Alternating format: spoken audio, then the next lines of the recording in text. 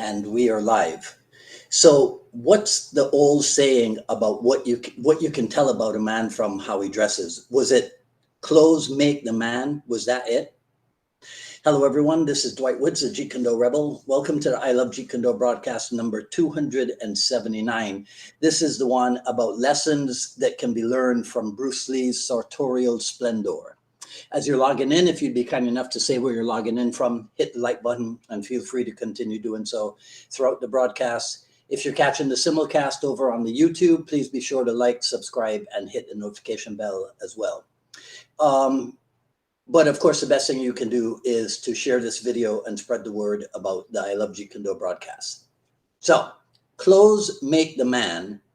Naked people have little or no influence on society. So that's a quote that comes out of Merle Johnson's book entitled More Maxims of Mark, right? So it's sayings from Mark Twain, and this was 1927. However, in that book, Johnson was paraphrasing passages from a Twain short story, which is called The Tsar's Soliloquy. And an excerpt from the soliloquy says, one realizes that without his clothes, a man would be nothing at all. That the clothes do not merely make the man, the clothes are the man. That without them, he is a cipher, a vacancy, a nobody, a nothing. There is no power without clothes. So dig this, right? So that's like the 1920s. Actually, Twain wrote that in 1905. But even before Twain in the early 20th century, Desiderius Erasmus Rotterdamus in 1500 wrote Vestis virum facit, which means clothes make the man. Now, Erasmus was quoting Marcus Fabius Quintilanus, who said, and this was about 7 or 8 BC, to dress within the formal limits and with an air gives men, as the Greek line testifies, authority. Right? So, actually, I'm wrong about that. Quintus was quoting Homer, and Homer is who wrote in 7 or 8 BC in the Odyssey, from these things you may be sure, referring to how you dress, men get a good report. So all of us know that Bruce Lee was a student of the antiquities. And so I have a sneaky suspicion that he was a subscriber to this ancient belief, which led then to, which tied into the sartorial splendor, to not just making to not just good report or making good impressions, but also to the idea that what one thinks and or says about oneself is visible through one's mode of dressing, okay? So when I was working at Eastern Airlines in the late 70s, early 80s, and flying around as often as I could, there was a dress code for employees. If you wanted to fly in first class, and who didn't, then jacket and tie was the norm. So to that effect, I refer to this as my my GQ phase. So back in those days, right? Let me show you guys something. I think you might get a real kick out of this. Let's see. So back in those days, I was a Colors by Alexander Julian guy, right? I also spent time in Jean-Paul Gaultier sports coats, and I spent time around my neck hung John Henry ties. That's how I used to dress in my GQ phase, right? Now, in 1983, I met and started training with Dan Inosanto. And that pretty much changed how I would dress outside of work and fly in first class. My uniform became black t-shirts and sweatpants with gold lettering on them, right? Bruce Lee was still my role model, But now I was applying the concept of simplicity and directness to how I was dressing. I was not at all following Bruce Lee's example of how to dress. And that, in my case, intensified even more after Eastern Airlines went out of business. And so now I'm a full-time martial art instructor. So I'm living the JKD lifestyle, which meant don't do anything that the traditional schools do.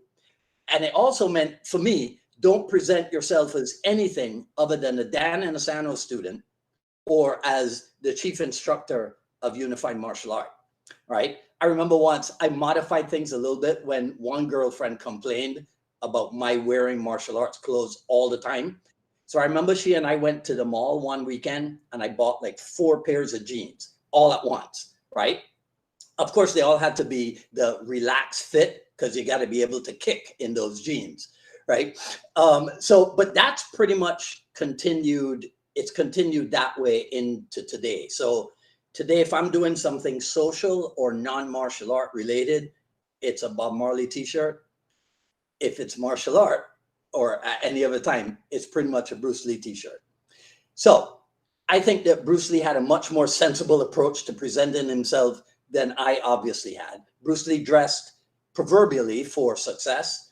And I think that's obvious when you look at any photos of him on screen or off screen.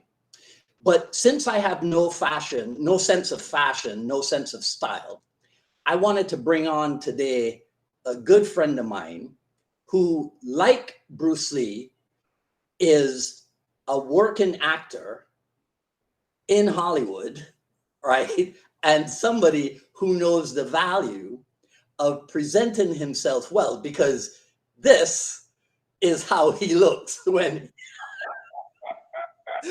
he is on the town or going to church or what have you, right? So everybody say hello to my good friend G. Anthony Joseph. Hi guys, how are you? How are you guys? What an honor! What an honor! Okay. Again. So you tell me and the people what it is we need to know about Bruce Lee specifically, but also in general about dressing and presenting oneself. Well, here's I can't tell you why Bruce Lee dressed the way he dressed. What I can tell you is that he understood the nature of conceptual thinking, which most of the world doesn't, Dwight. He understood very clearly, even early on, that everything you do connects to the other. Mm-hmm. How a jab connects to a kick, how that kick connects to how I work out, how that workout connects to how I rest, how when I rest connects to what scripts I'm going to work on, how I dress, how that connects to how people see me when I walk into a room, and how I affect the world. Because I can tell you very clearly, he understood aesthetics. Yes. Everything in the world matters. Whether you make a conscious choice to do it or not doesn't matter. Mm-hmm. It matters in and of itself. So the incorporating the dress, he understood how that particular thought connected to how he affected himself, how he felt about himself, how he affected the world, how he affected the room, how certain colors bring out certain moods in people, the way they look at you. It all matters, Dwight. Right. And it's very clear.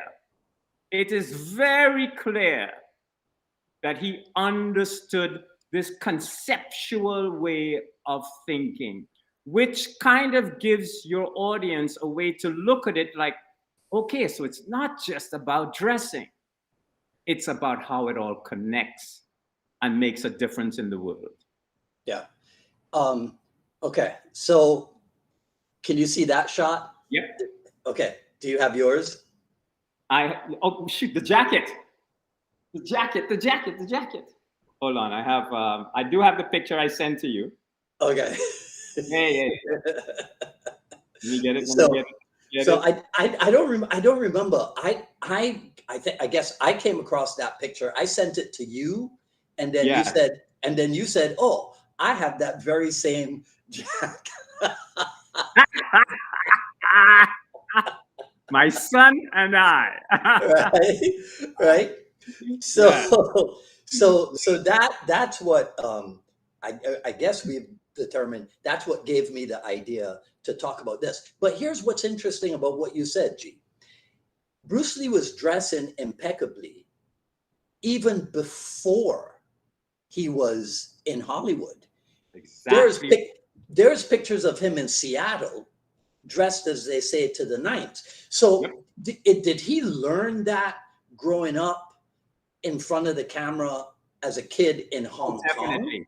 Yeah, I would Ah, put my head 150% on the. But think about how it's he. Okay, well, first of all, if I remember correctly, his father was the main actor in the beginning.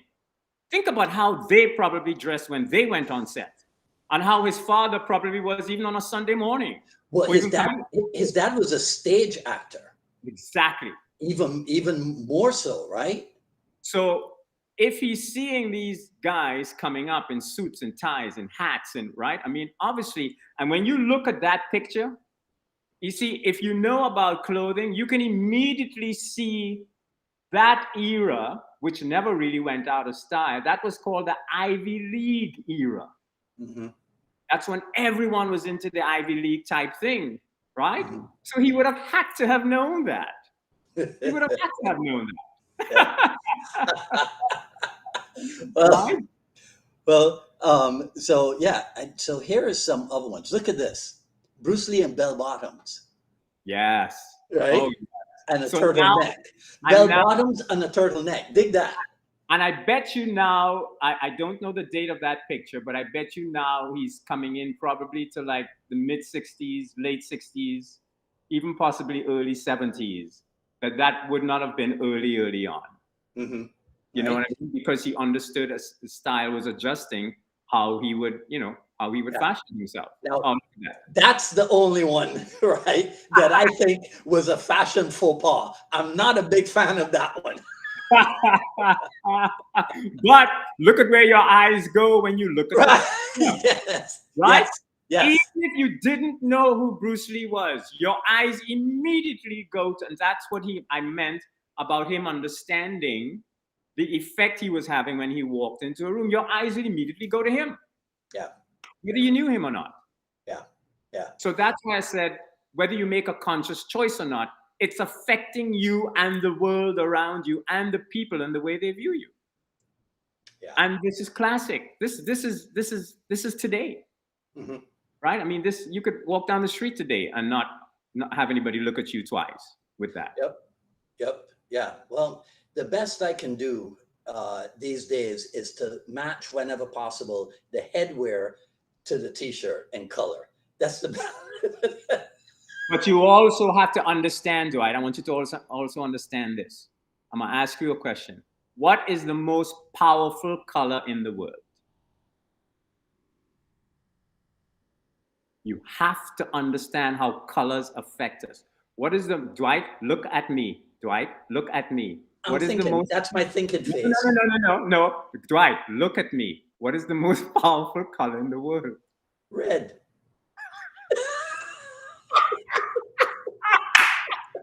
You see the color of my gym, the floor, Yeah. right? Yeah. Because red symbolizes it symbolizes energy, Yeah. passion. Sometimes it symbolizes risk taking, Yeah. right? Whereas yellow, like immediately when I saw you and I saw the Bruce Lee in yellow, your yellow is about a calm mind, a logical mind, someone who's somewhat aloof sometimes. I have no idea what you mean. So you have to understand that even the colors that he's choosing, blues are a very settled person, right? Very controlled in a very controlled environment. That's what Yeah. blues are about. So like my pants, you know. Yeah. right? All right. Well, listen, my friend, I thank you for coming on and helping me out of a spot, because I knew there was something to it, but I didn't know what the something was, and I knew you were the guy I could go to break it down for us.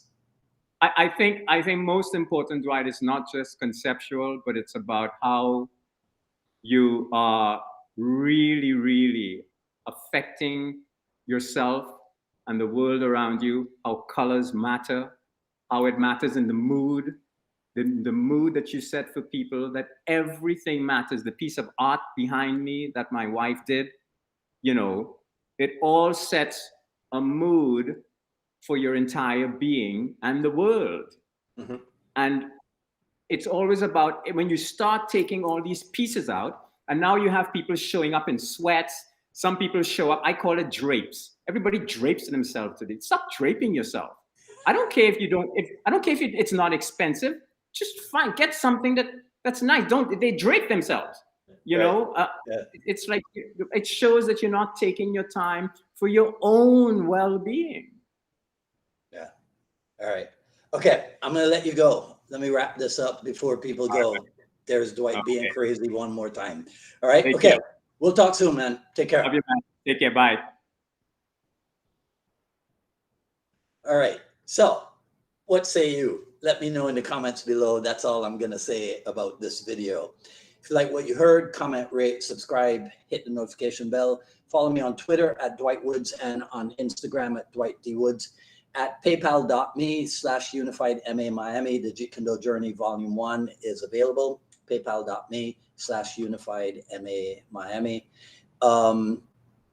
Coming up on Friday, the 23rd, Jeet Kune Dialogues episode with Guy Chase of Guy Chase Martial Arts in Massachusetts. This will be his second time on here. Great guy. Looking forward to talking to him on Friday. You can support the show at the, what happened there? Let me try that again. Support the YouTube channel. There we go. Okay. Messing up. Over on the YouTube, the Jeet Kune Dialogues, just click the join link and you can see the different levels of subscription available to you. Also, you can support the program at jkdrebel.com. Click on the Rebel Gear link, and that's where you'll see stuff like this. The JKD Notables coffee mug, also available in garment form, t-shirt, long sleeve, short sleeve, sweatshirt, all that good stuff. But of course, best thing you can do, share this video, spread the word about the I Love Jeet Kune broadcast. Okay, so until Friday at 6 p.m., this is Dwight Woods, the Jeet Kune Rebel, signing off. You guys take care. Enjoy the rest of your evening. Talk soon.